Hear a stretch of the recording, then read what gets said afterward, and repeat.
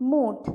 Doctor Jaipal ने प्रथम श्रेणी की सनद पाई थी, पर इसे भाग्य ही कहिए या व्यावसायिक सिद्धांतों का अज्ञान कि उन्हें अपने व्यवसाय में कभी उन्नत अवस्था ना मिली।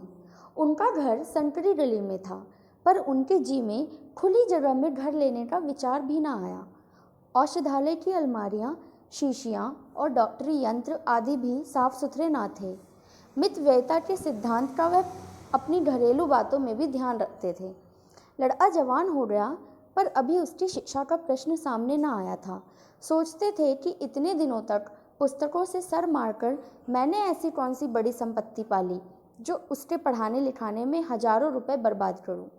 उनकी पत्नी अहल्या धैर्यवान महिला थी, पर डॉक्टर साहब ने उसके इस गुणों पर इतना बोझ रख दिया था कि उसकी कमर भी झुक जाती थी। माँ भी जीवित थी, पर गंगा स्नान के लिए तरस तरस कर रह जाती थी। दूसरे पवित्र स्थानों की यात्रा की चर्चा ही क्या।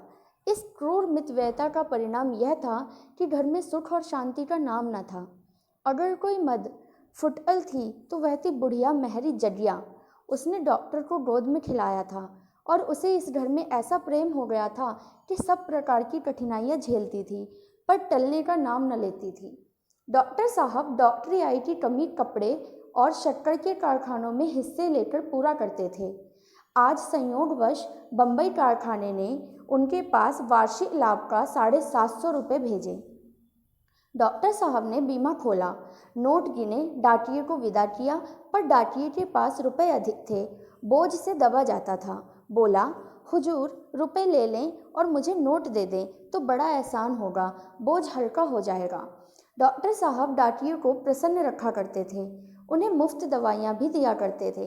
सोचा कि हाँ, मुझे बैंक जाने के लिए तांगा मंगाना ही पड़ेगा।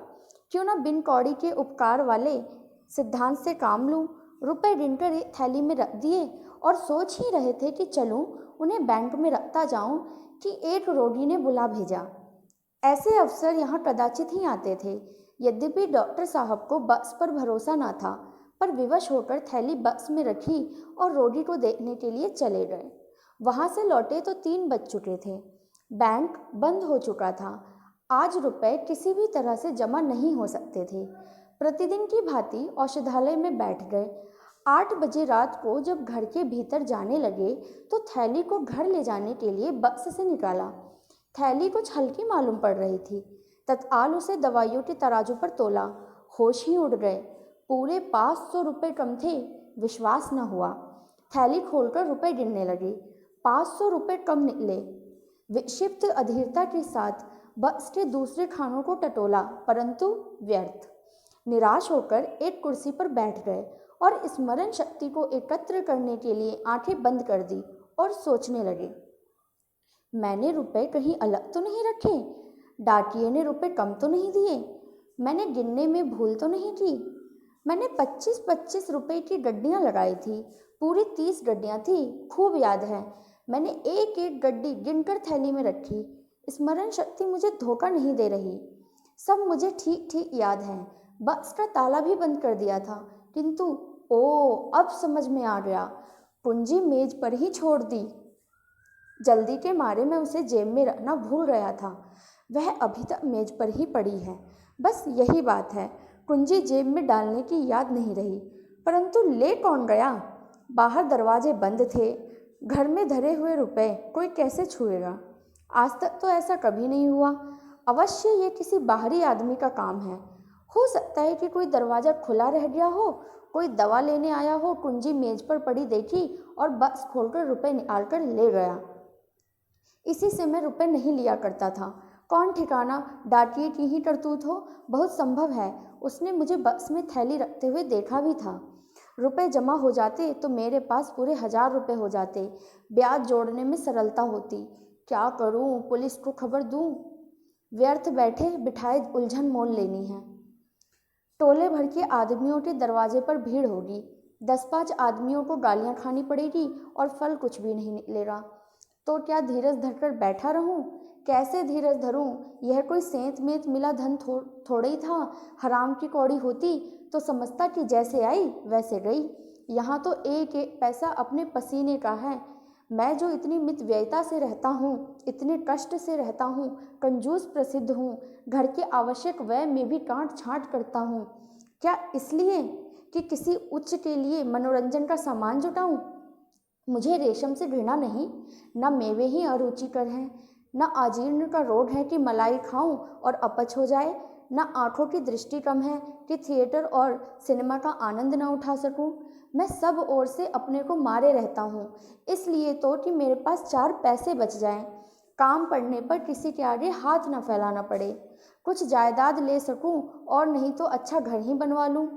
पर इस मन मारने का यह फल, गाढ़े परिश्रम के रुपए लुट जाएं, अन्याय है। मैं यूं दिन दहाड़े लुट जाऊं और उस दुष्ट का बाल भी टेढ़ा ना हो, उसके घर दिवाली हो रही हो, आनंद मनाया जा रहा हो, सबके सब बगले बजा रहे होंगे। डॉक्टर साहब बदला लेने के लिए व्याकुल हो गए। मैंने कभी किसी फकीर को, किसी साधु को दरवाजे पर खड़े तक नहीं होने दिया। अनेक बार चाहने पर भी मैंने कभी भी अपने मित्रों को अपने यहाँ नियंत्रित नहीं किया। कुटुंबियों और संबंधियों से सदा बचता रहा। क्या इसलिए उसका पता लग जाता तो मैं एक विषैली सुई से उसके जीवन का अंत कर देता? किंतु कोई उपाय नहीं है। जुलाहे का गुस्सा दाढ़ी पर। गुप्त पुलिस वाले भी बस नाम के ही हैं, पता लगाने की योग्यता नहीं। इनकी सारी अक्ल राजनीतिक व्याख्यानों और झूठी रिपोर्टों को लिखने और समाप्त हो जाती है। किसी मेस्मेरिज्म जानने के वाले के पास चलूं, वह इस उलझन को सुलझा सकता है। सुनता हूँ यूरोप और अमेरिका में बहुधा चोरियों का पता इसी उपाय से लगाया जाता है, पर यहाँ ऐसे मेस्मेरिज्म का पंडित कौन है? और फिर मैरिज के उत्तर सदा विश्वसनीय नहीं होते। ज्योतिषियों के सम्मान में वे भी अनुमान और अटकल के अनंत सागर में डुबकियां लगाते रहते हैं। कुछ लोग नाम भी तो निकालते हैं। मैंने कभी उन कहानियों पर विश्वास नहीं किया, परंतु कुछ ना कुछ इसमें तत्व है अवश्य, नहीं तो इस प्रकृति उपासना के युग में इनका अस्तित्व ही न रहता। आजकल के विद्वान भी तो आत्मिक बल को लोहा मानते हैं, पर मान लो किसी ने नाम बतला ही दिया तो मेरे हाथ में बदला चुकाने का कौन सा उपाय है? अंतर्ज्ञान साक्षी का काम नहीं दे सकता। एक क्षण के लिए मेरे जी को शांति मिल जाने के सिवाय और इनसे क्या लाभ है? हाँ, खूब याद आया। नदी की ओर जाते हुए वह जो एक ओझा बैठता है, उसके कर्तव्य की कहानियां बहुत सुनी हैं। सुनता हूँ कि गए हुए धन का पता बतला देता है, रोगियों को बात ही बात में चंगा कर देता है, चोरी के माल का भी पता लगा देता है, मूठ चलाता है। मूठ की बड़ी बड़ाई सुनी है। मूठ चली और चोर के मुंह से रक्त जारी हुआ। जब तक वह माल न लौटा दे, रक्त बंद ही नहीं होता। यह निशाना बैठ जाए तो मेरी हार्दिक इच्छा पूरी हो जाए, मुंह मांगा फल पाऊंगा, रुपए भी मिल जाए, चोर को शिक्षा भी मिल जाए। उसके यहाँ सदा लोगों की भीड़ रहती है। इसमें कुछ कर्तव्य न होगा तो इतने लोग क्यों जमा होते होंगे? उसकी मुखाकृति से एक प्रतिभा बरसती है। आजकल के शिक्षित लोगों को तो इन बातों पर विश्वास ही नहीं है, पर नीच और मूर्ख मंडली में उसकी बहुत चर्चा है। भूत प्रेत आदि की कहानियां प्रतिदिन ही सुना करता हूँ। क्यों ना उसी ओझे के पास चलूं? मान लो कोई लाभ ना हुआ तो हानि ही क्या हो जाएगी? जहाँ 500 गए, 2-4 रुपए का खून और सही। यह समय भी अच्छा है, भीड़ कम होगी, मुझे चलना चाहिए। जी में यह निश्चय करके डॉक्टर साहब उस ओझे के घर की ओर चले। जाड़े की रात थी, 9 बज गए थे। रास्ता लगभग बंद हो गया था। कभी कभी घरों से रामायण की ध्वनियाँ कानों में आ जाती थीं। कुछ देर के बाद बिल्कुल सन्नाटा हो गया। रास्ते के दोनों ओर हरे हरे खेत थे। सियारों का हुआना सुनाई पड़ रहा था। जान पड़ता है इनका दल कहीं पास ही है। डॉक्टर साहब को प्रायः दूर से इनका सुरीला स्वर सुनने का सौभाग्य हुआ था, पास से सुनने का नहीं। इस समय इस सन्नाटे में और इतने पास से उनका चीखना सुनकर उन्हें डर लगा। कई बार उनकी छड़ी धरती पर पटकी, पैर धमधमाए। सियार बड़े डरपोक होते हैं, आदमी के पास नहीं आते। पर फिर संदेह हुआ, कहीं इनमें से कोई पागल हो तो उसका कांटा तो बचता ही नहीं। यह संदेह होते ही कीटाणु, बैक्टीरिया, पास्टायर इंस्टीट्यूट और कसौली की याद उनके मस्तिष्क में चक्कर काटने लगी। वह जल्दी जल्दी पैर बढ़ाते हुए चले जा रहे थे। एकाएक विचार उठा, कहीं मेरे ही घर में से किसी ने रुपए तो नहीं ले लिए। वे तत्काल ठिठक गए, पर एक ही क्षण में उन्होंने इसका भी निर्णय कर लिया, क्या हर्ज है, घर वालों को तो और भी कड़ा दंड मिलना चाहिए। चोर की मेरे साथ सहानुभूति नहीं हो सकती, पर घर वालों इस सहानुभूति का मैं अधिकारी हूँ। उन्हें जानना चाहिए कि मैं जो कुछ करता हूँ उन्हीं के लिए करता हूँ, रात दिन मरता हूँ तो उन्हीं के लिए मरता हूँ। यदि इस समय भी मुझे यूँ धोखा देने के लिए तैयार हो तो उनसे अधिक कृतघ्न, उनसे अधिक अकृतज्ञ, उनसे अधिक निर्दय और कौन होगा। उन्हें तो और भी कड़ा दंड मिलना चाहिए, इतना कड़ा, इतना शिक्षाप्रद कि फिर कभी भी किसी को ऐसा करने का साहस ना हो। अंत में ओझे के घर के पास पहुँचे। लोगों की भीड़ ना थी। उन्हें बड़ा संतोष हुआ। हाँ, उनकी चाल कुछ धीमी पड़ गई। फिर जी में सोचा, कहीं यह सब ढकोसला ही ढकोसला हो तो व्यर्थ ही लज्जित होना पड़े। जो सुने मूर्ख बनाए। कदाचित ओझा ही मुझे तुच्छ बुद्धि समझे, पर अब तो आ ही गया, यह तजुर्बा भी हो जाए। और कुछ ना होगा तो जांच ही सही। ओझा का नाम बुद्धू था। लोग चौधरी कहते थे। जाति का चमार था, छोटा सा घर, वह भी गंदा। छप्पर इतनी नीची थी कि झुकने पर भी सिर से टक्कर लगने का डर रहता था। दरवाजे पर एक नीम का पेड़ था, उनके नीचे चौरा।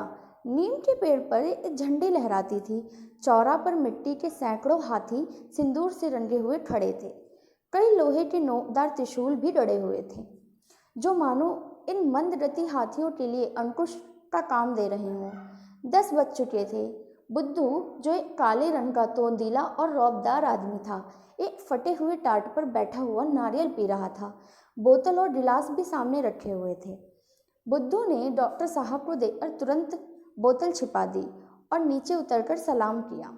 घर से एक बुढ़िया ने मोढ़ा लाकर उनके लिए रख दिया। डॉक्टर साहब ने कुछ झेपते हुए सारी घटना कह सुनाई। बुद्धू ने कहा, हुजूर, यह कौन सा बड़ा काम है। अभी इसी इतवार को तो दरोगा जी की घड़ी चोरी हो गई थी। बहुत तहकीकात की, पता न चला। मुझे बुलाया, मैंने बात ही बात में पता लगा दिया। 5 रुपए इनाम भी दिए। कल की बात है, जमादार साहब की घोड़ी खो गई थी। चारों तरफ दौड़ते फिरते थे। मैंने ऐसा पता बता दिया कि घोड़ी चरती हुई मिल गई।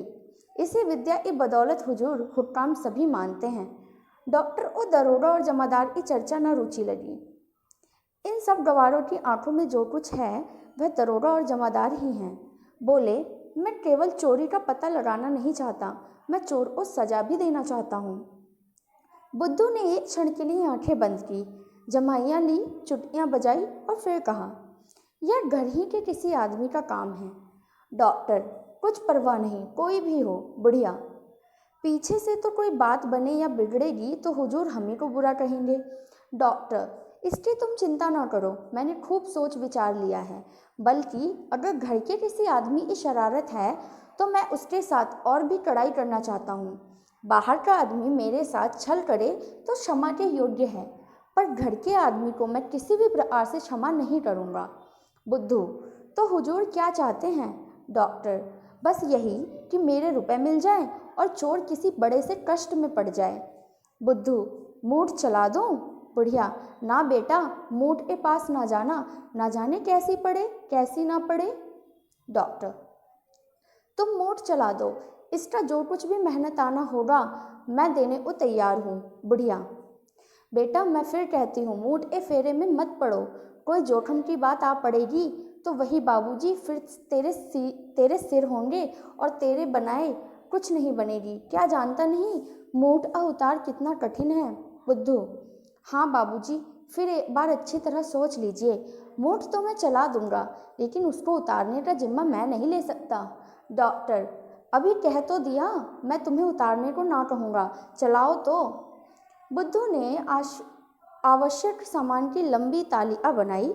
डॉक्टर साहब ने सामान की अपेक्षा रुपए देना अधिक उचित समझा। बुद्धू राजी हो गया। डॉक्टर साहब चलते चलते बोले, ऐसा मंत्र चलाओ कि सवेरा होते होते चोर मेरे सामने माल लेकर आ जाए। बुद्धू ने कहा, आप निशा खातिर रहें। डॉक्टर साहब वहाँ से चले तो 11 बज रहे थे। जाड़े की रात, कड़ाके की ठंड। उनकी माँ और स्त्री दोनों बैठी हुई उनकी निगाहें देख रही थी। उन्होंने जी को बहलाने के लिए बीच में एक अंगीठी भी रख ली थी, जिसका प्रभाव शरीर की अपेक्षा विचार पर अधिक पड़ता था। यहाँ कोयला विलास से पदार्थ समझा जाता था। बुढ़िया मेहरी जडिया वहीं टाट पर टुकड़ा ओढ़े पड़ी थी। वह बार बार उठकर अपनी कोठरी में जाती, आले पर कुछ टटोल कर देखती और फिर अपनी जगह पर आकर पड़ी रहती। बार बार पूछती कितनी रात हो गई है। इसका सबको आश्चर्य था। जरा भी ठट्टा होता तो चौंक पड़ती और चिंतित दृष्टि से इधर उधर देखने लगती। आज डॉक्टर साहब ने नियम के प्रतिकूल क्यों इतनी देर लगाई, इसका सबको आश्चर्य था। ऐसे अवसर बहुत कम आते थे कि उन्हें रोगियों को देखने के लिए रात को जाना पड़ता हो। यदि कुछ लोग उनकी डॉक्टरी के कायल भी थे तो वे रात को उस गली में आने का साहस न करते थे। सभा सोसाइटियों में जाने को उन्हें रुचि ही ना थी। मित्रों से भी उनका मेलजोल ना था। माँ ने कहा, जाने कहाँ चला गया, खाना बिल्कुल पानी हो गया है। अहल्या, आदमी जाता है तो कहकर जाता है, आधी रात से ऊपर हो गई। माँ, कोई ऐसी ही अटक हो गई होगी, नहीं तो वह कब घर से बाहर निकलता है। अहल्या, मैं तो अब सोने जाती हूँ, उनका जब जी चाहे आए, कोई सारी रात बैठा पहरा देता रहेगा। यही बातें हो रही थी कि डॉक्टर साहब घर आ पहुँचे। अहल्या संभल बैठी। जडिया उठकर खड़ी हो गई और उनकी ओर सहमी हुई आंखों से ताकने लगी। माँ ने पूछा, आज कहाँ इतनी देर लगा दी। डॉक्टर, तुम लोग तो सुख से बैठी हो ना, हमें देर हो गई, इसकी तुम्हें क्या चिंता। जाओ सुख से सो। इन ऊपरी दिखावटी बातों से मैं धोखे में नहीं आने वाला। अवसर पाओ तो मेरा गला ही काट लो और इस पर चली हो बात बनाने। माँ ने दुखी होकर कहा, बेटा ऐसी जी दुखाने वाली बातें क्यों करते हो। घर में तुम्हारा कौन बैरी है जो तुम्हारा बुरा चेतेगा। डॉक्टर, मैं किसी को अपना मित्र नहीं समझता, सभी मेरे बैरी हैं, मेरे प्राणों के ग्राहक हैं। नहीं तो क्या आँख ओझल होते ही मेरी मेज से 500 रुपये उड़ जाते। दरवाजे बाहर से बंद थे, कोई गैर नहीं आया, रुपए रखते ही उड़ गए। जो लोग इस तरह मेरा गला काटने पर उतारू हों, क्यों कर मैं उनको अपना समझूं। मैंने खूब पता लगा लिया है, अभी एक ओझे के पास से चला आ रहा हूँ। उसने साफ साफ कह दिया है कि घर के ही किसी आदमी का काम है, जैसी करनी वैसी भरनी। मैं भी बता दूंगा कि मैं अपने बेरियों का शुभचिंतक नहीं हूँ। यदि बाहर का आदमी होता तो कदाचित मैं उसे जाने भी देता, पर जब घर के आदमी, जिनके लिए मैं दिन रात चक्की पीसता हूँ, मेरे साथ छल करें तो वे इसी योग्य हैं कि उनके साथ जरा भी रियायत ना बरती जाए। देखना सवेरे तक चोर की क्या दशा होती है। मैंने ओझे से मूठ चलाने को कह दिया है। मूठ चली और उधर चोर के प्राण संकट में पड़े। जगिया घबराकर बोली, भैया मूठ में जान जोखम है। डॉक्टर, चोर की यही सजा है। जगिया, किस ओझे ने चलाया है। डॉक्टर, बुद्धू चौधरी ने। जगिया, अरे राम, उसकी मूठ तो उतार ही नहीं। डॉक्टर अपने कमरे में चले गए तो माँ ने कहा, सूम का धन शैतान खाता है, 500 रुपये कोई मुंह मारकर ले गया, इतने में तो मेरे सातों धाम हो जाते। अहल्या बोली, कंगल के लिए बरसों से झीक रही हूँ, अच्छा हुआ मेरी आह पड़ी है। माँ, भला घर में उसके रुपए कौन लेगा। अहल्या, किवाड़ खुले होंगे, कोई बाहरी आदमी ही ले गया होगा। माँ, उसको विश्वास क्यों कर आ गया कि घर के ही किसी आदमी ने चुराए हैं। अहल्या, रुपए का लोभ आदमी को शक्की बना देता है। रात का 1 बज रहा था। डॉक्टर जयपाल भयानक स्वप्न देख रहे थे। एकाएक अहल्या ने आकर कहा, जरा चलकर देखिए जगिया का क्या हाल हो रहा है। जान पड़ता है जीभ ऐंठ गई है, कुछ बोलती ही नहीं, आंखें पथरा गई हैं। डॉक्टर चौंक कर उठ बैठे। एक क्षण तक इधर उधर ताकते रहे, मानो सोच रहे थे कि यह स्वप्न तो नहीं है। तब बोले, क्या कहा, जगिया को क्या हो गया। अहल्या ने फिर जगिया का हाल सुनाया। डॉक्टर के मुख पर हल्की सी मुस्कुराहट दौड़ गई। बोले, चोर पकड़ा गया, मूठ ने अपना काम कर दिया। अहल्या, और जो घर ही के किसी आदमी ने लिए होते तो। डॉक्टर, तो उसकी भी यही दशा होती, सदा के लिए सीख जाता। अहल्या, 500 रुपये के लिए किसी के प्राण ले लेते। डॉक्टर, 500 रुपये के लिए नहीं, आवश्यकता पड़े तो 5000 खर्च कर सकता हूँ, केवल छल कपट का दंड देने के लिए। अहल्या, बड़े निर्दयी हो। डॉक्टर, तुम्हें सिर से पैर तक सोने से लाद दूं तो मुझे भलाई का पुतला समझने लगोगी, क्यों। खेद है कि मैं तुमसे यह सनद ही नहीं ले सकता। यह कहते हुए वे जगिया की कोठरी पर गए। उसकी हालत उससे कहीं अधिक खराब थी जो कि अहल्या ने बताई। मुख पर मुर्दनी छाई हुई थी, हाथ पैर अकड़ गए थे, नाड़ी का पता न था। उसकी माँ उसे होश में लाने के लिए बार बार उसके मुंह पर पानी के छींटे दे रही थी। डॉक्टर ने यह हालत देखी तो होश उड़ गए। उन्हें अपने उपाय की सफलता पर प्रसन्न होना चाहिए था। जगिया ने रुपए चुराए, इसके लिए अब अधिक प्रमाण की आवश्यकता न थी, परंतु मूठ इतनी जल्दी प्रभाव डालने वाली और घातक वस्तु है, इसका उन्हें अनुमान भी न था। वे चोर से एड़ियां रगड़ते, पीड़ा से कराहते और तड़पते देखना चाहते थे। बदला लेने की इच्छा आशातीत सफल हो रही थी, परंतु वहाँ नमक की अधिकता थी जो कौड़ों मुंह के भीतर धंसने नहीं देती। यह दुखमय दृश्य देखकर प्रसन्न होने के बदले उनके हृदय पर चोट लगी। रौब में हम अपनी निर्दयता और कठोरता का भ्रममूलक अनुमान कर लिया करते हैं। प्रत्यक्ष घटना विचार से कहीं अधिक प्रभावशाली होती है। रणस्थल का विचार कितना ही कवित्वमय होता है, कितनी ही गर्मी उत्पन्न करने वाला होता है, परंतु कुचले हुए शव के कटे हुए अंग प्रत्यंग देखकर कौन मनुष्य है जिसे रोमांच न हो आवे। दया तो मनुष्य का स्वाभाविक गुण है। इसके अतिरिक्त इसका उन्हें अनुमान न था कि जगिया जैसी दुर्बल आत्मा मेरे रोष का बलिदान होगी। वह समझते थे कि मेरे बदले का भार किसी सजीव मनुष्य पर होगा। यहाँ तक कि वे अपनी स्त्री और लड़के को इस वार के योग्य समझते थे, पर मरे को मारना, कुचले को कुचलना उन्हें अपने प्रतिघात मर्यादा के विपरीत जान पड़ता।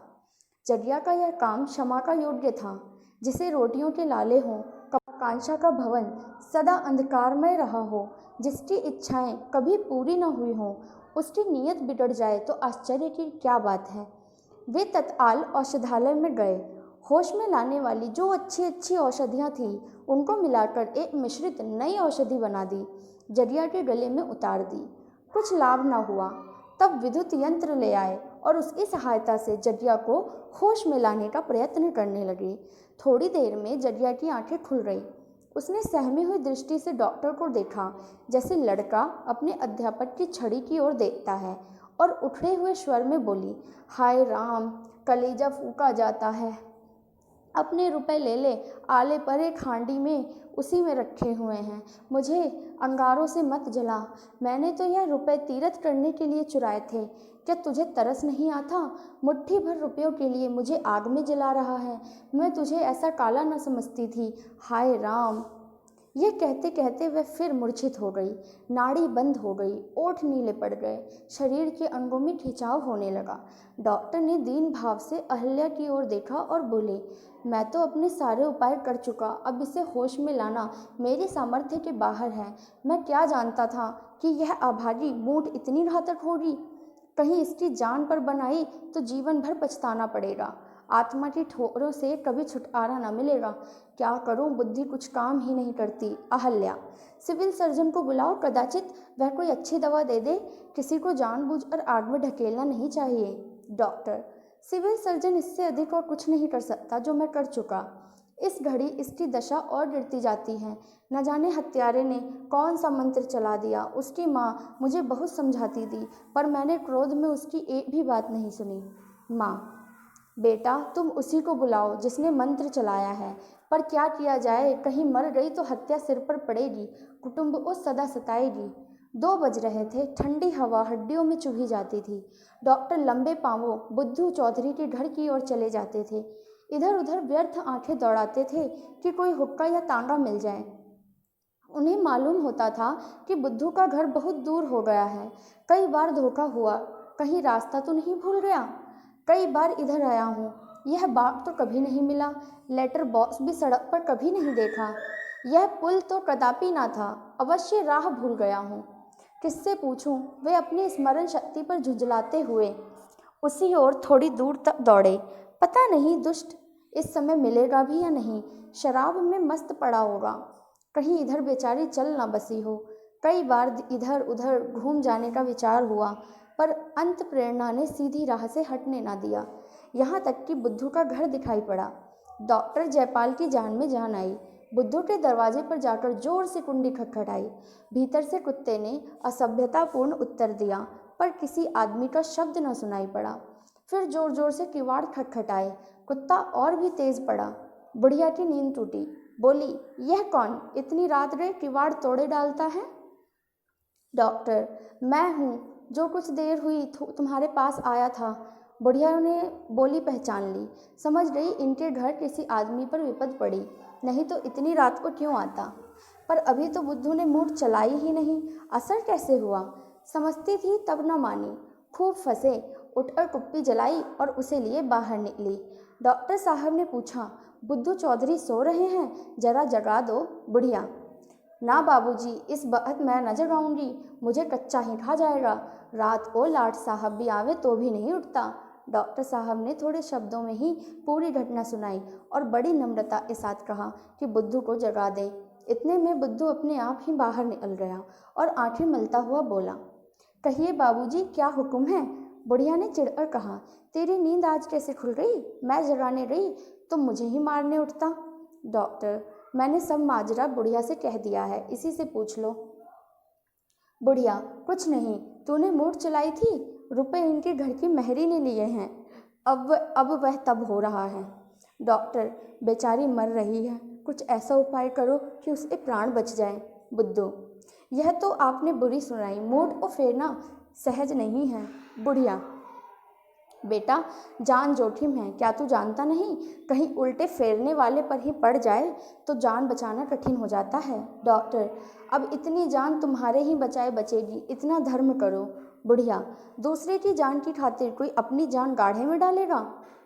डॉक्टर, तुम रात दिन यही काम करते हो, तुम उसके दांव घास सब जानते हो, मार भी सकते हो, जिया भी सकते हो। मेरा तो इन बातों पर बिल्कुल भी विश्वास नहीं था, लेकिन तुम्हारा कमाल देखकर दंग रह गया हूँ। तुम्हारे हाथों कितने ही आदमियों का भला हुआ है, उस गरीब बुढ़िया पर भी दया करो।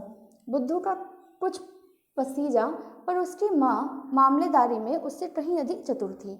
डरी कहीं यह नरम होकर मामला बिगाड़ न दे, उसने बुद्धू को कुछ कहने का अवसर ही न दिया और बोली, यह सब तो ठीक है, पर हमारे भी बाल बच्चे हैं, न जाने कैसी पड़े, वह हमारे सिर आवेंगे। आप तो अपना काम निकाल लेंगे और चले जाएंगे।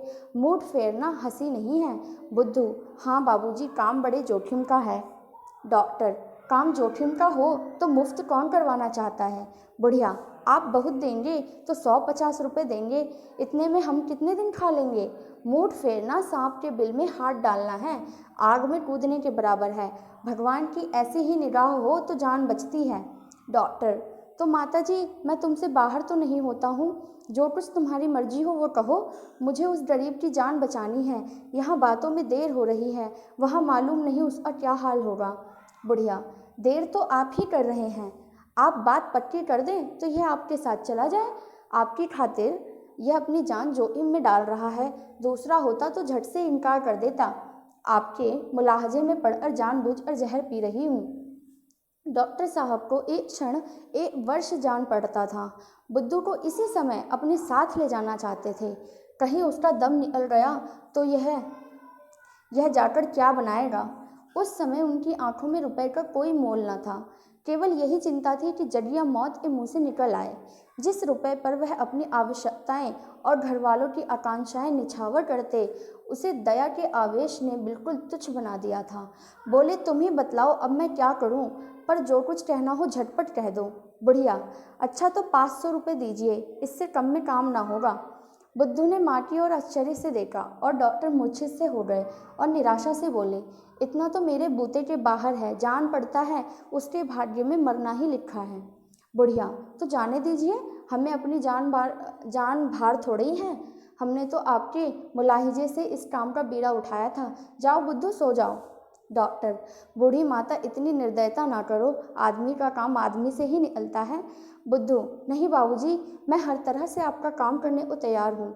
इसने 500 कहे हैं, आप कुछ कम कर दीजिए। हाँ, जोखिम का ध्यान रखिएगा। बुढ़िया, तू जाके सोता क्यों नहीं? इन्हें रुपए प्यारे हैं तो क्या तुझे अपनी जान प्यारी नहीं है? कल तो लहू थूकने लगेगा तो कुछ बनाए न बनेगी, बाल बच्चों को किस पर छोड़ेगा? है घर में कुछ?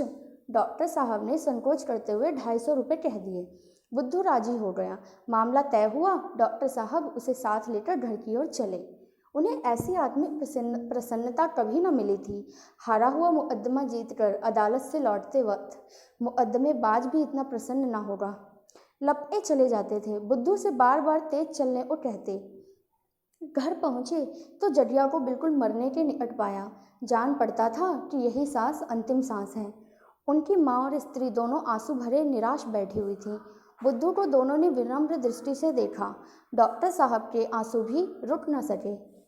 जडिया की ओर झुके तो आंसू की बूंदें उसके मुरझाए हुए पीले मुंह पर टपक पड़ी। स्थिति ने बुद्धू को सजग कर दिया। बुढ़िया के देह पर हाथ रखते हुए बोला, बाबूजी, अब मेरा किया कुछ नहीं हो सकता, यह दम तोड़ रही है। डॉक्टर साहब ने गिड़गिड़ाकर कहा, नहीं चौधरी, ईश्वर ने नाम पर अपना मंत्र चलाओ। इसकी जान बच गई तो सदा के लिए मैं तुम्हारा गुलाम बना रहूँगा। बुद्धू, आप मुझे जानबूझकर जहर पीने को कह रहे हैं। मुझे मालूम न था कि मूठ के देवता इस वक्त इतने गर्म हैं। वह मेरे मन में बैठे कह रहे हैं कि तुमने हमारे शिकार को छीना तो हम तुम्हें निगल जाएंगे। डॉक्टर, देवता को किसी भी तरह राजी कर लो। बुद्धू, राजी करना बड़ा कठिन है। 500 रुपये दीजिए तो इसकी जान बचे। उतारने के लिए बड़े बड़े जतन करने पड़ेंगे। डॉक्टर, 500 रुपये दे दूं तो क्या इसकी जान बच जाएगी?